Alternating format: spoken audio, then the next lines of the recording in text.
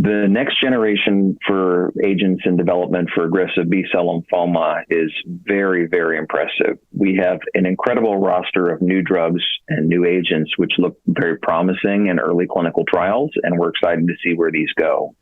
And I think they start with the bispecific antibodies. These are antibodies which are targeting both an antigen on the tumor as well as on a T cell, and trying to bring these close proximity for effectively an off-the-shelf cellular therapy.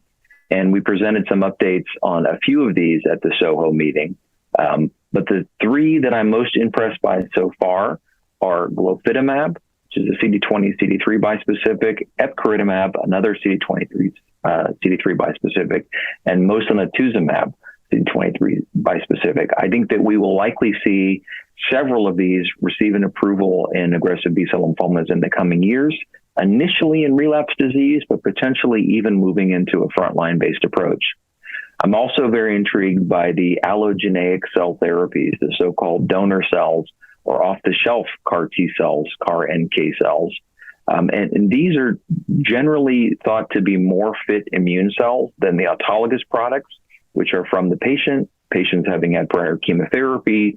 These are usually from a healthy donor.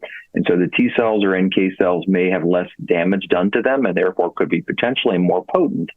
And they're available tomorrow. You don't have to wait for several weeks for a manufacturing time frame.